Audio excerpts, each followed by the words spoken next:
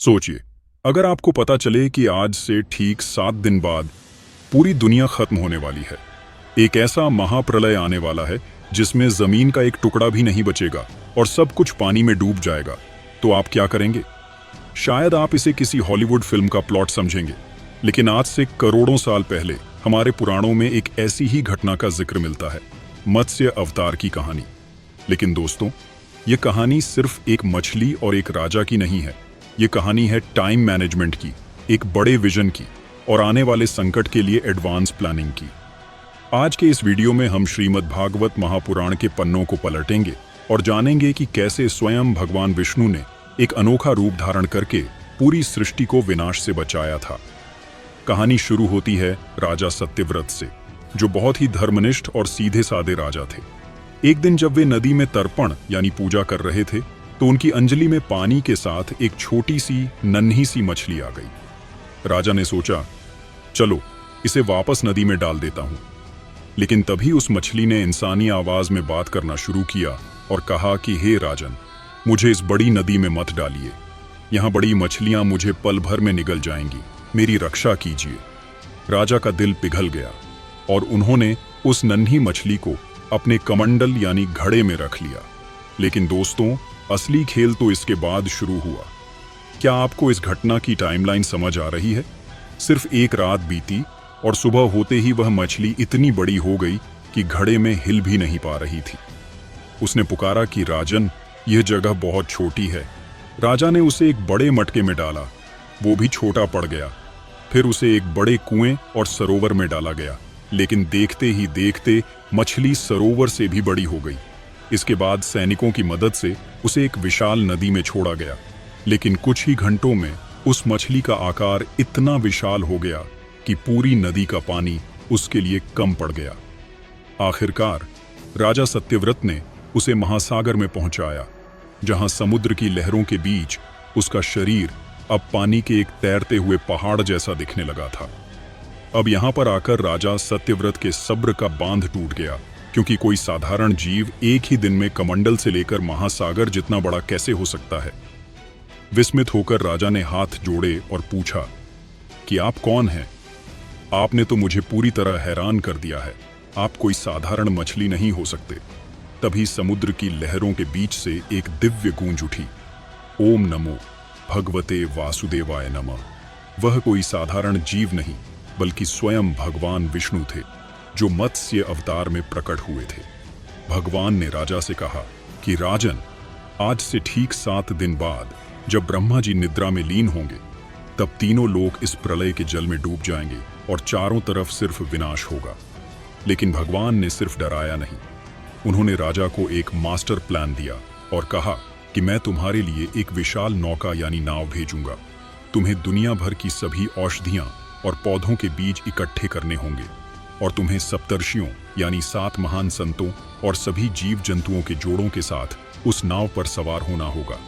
अब जरा सोचिए, राजा के पास सिर्फ 7 दिन थे, और अगर यहाँ पर वो टालमटोल करते या सोचते कि देखा जाएगा, तो पूरी मानवता वहीं खत्म हो जाती।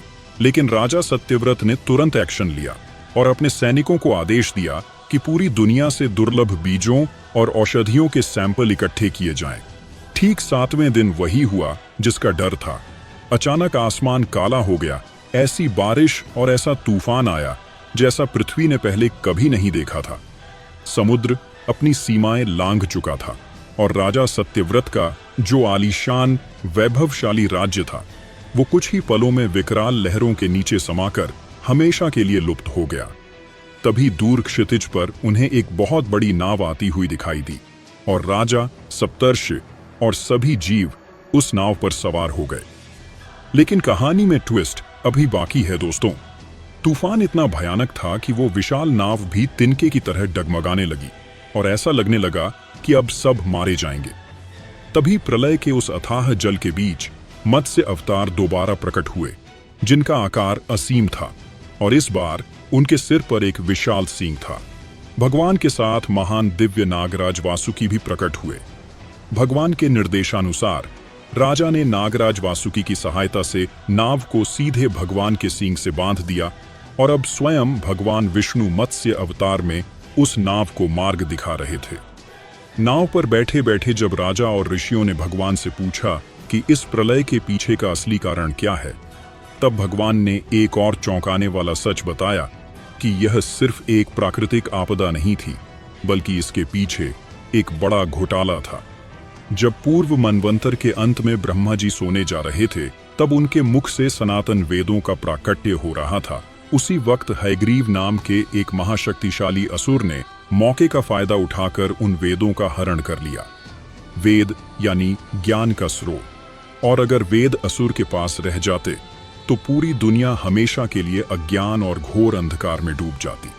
भगवान ने समझाया कि मैंने यह मत्स्य अवतार इसलिए लिया है ताकि उस असुर का संहार करके वेदों को वापस सुरक्षित ला सकूं, और दीर्घ काल तक चले उस भीषण युद्ध के बाद भगवान ने उस असुर का संहार किया और वेदों को पुनः प्राप्त करके ब्रह्मा जी को वापस सौंप दिया। भगवान विष्णु की कृपा से राजा सत्यव्रत समस्त वैदिक ज्ञान से आलोकित हो उठे और लंबे समय तक मत्स्य अवतार के संरक्षण में वह महान नौका सुरक्षित रूप से आगे बढ़ती रही।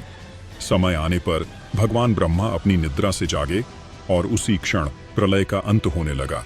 जल स्तर धीरे धीरे घटने लगा और शांत हो चुके समुद्र के जल से एक नई भूमि उभरने लगी। वह महान नौका उस भूमि के समीप आकर ठहर गई और सभी लोग धीरे धीरे नौका से उतरकर उस नई भूमि पर कदम रखने लगे। भगवान विष्णु ने राजा सत्यव्रत को आशीर्वाद दिया और कहा कि अब से तुम सूर्यदेव विवस्वान के पुत्र वैवस्वत मनु के नाम से विख्यात होगे, और उन्हीं मनु से इस नई दुनिया की यानी हमारी और आपकी शुरुआत हुई। दोस्तों, इस पूरी कहानी से हमें क्या सीख मिलती है? कुछ लोग कह सकते हैं कि यह तो सिर्फ एक पुरानी कथा है, लेकिन अगर आप इसके कोर को समझें तो यह कहानी हमें सिखाती है कि संकट चाहे कितना भी बड़ा क्यों ना हो, अगर आपके पास सही विजन है, सही लीडरशिप है और आप समय रहते एडवांस प्लानिंग करते हैं, तो आप बड़े से बड़े विनाश से भी पार पा सकते हैं। आपको क्या लगता है, क्या हम आज के समय में आने वाले पर्यावरणीय संकटों यानी एनवायरमेंटल क्राइसिस के लिए वैसी तैयारी कर रहे हैं जैसी राजा सत्यव्रत ने की थी? कमेंट्स में लिखकर अपनी राय जरूर बताइए। अगर वीडियो पसंद आया हो तो इसे अपने दोस्तों के साथ शेयर करें और चैनल को सब्सक्राइब करना न भूलें। मिलते हैं अगले वीडियो में। जय श्री कृष्ण।